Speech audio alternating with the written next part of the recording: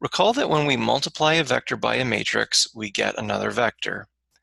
For some matrix A, we can ask what vectors, when multiplied by A, give the zero vector. The vectors that meet this criterion form a space called the null space of matrix A. But how can we solve this equation, and why would that be useful? Let's work backwards from a goal. Say we have a set of vectors, and we have a subspace defined by the span of those vectors.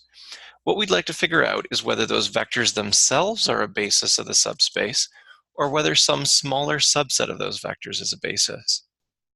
Now, the vectors will be a basis if and only if they're linearly independent. And they'll only be linearly independent if the only linear combination of them that gives the zero vector has all of its coefficients being zero.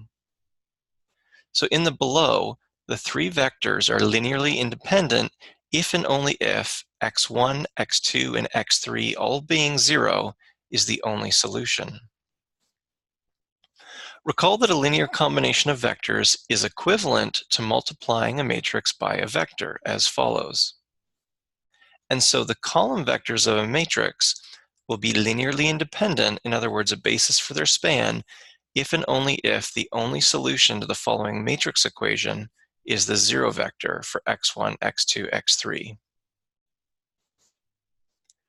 The matrix equation for a null space is equivalent to m equations in n unknowns, where m is the number of matrix rows, and n is the number of matrix columns, equivalently the number of vector components.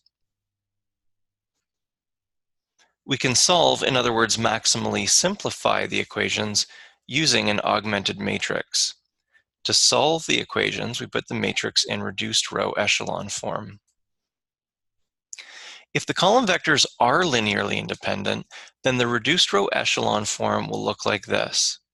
In other words, the only linear combination of the column vectors that equal the zero vector is where x1, x2, and x3 are zero. But if the column vectors aren't linearly independent, then the reduced row echelon form might look like something like this. The fact that none of the rows has a leading one in the third column tells us that x3 is a free variable. The second row tells us that x2 must be 2 times x3. What this is really saying is that the second column vector is 2 times the third column vector, so we can eliminate the third column vector.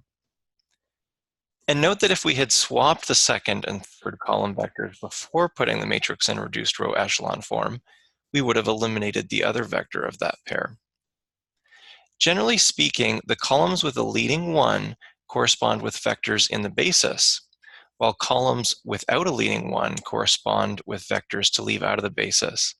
And again, which vectors we keep and which vectors we leave out of the basis will depend on the order of the column vectors. Vectors further to the left are kept when there's a choice due to the mechanics of reduced row echelon form.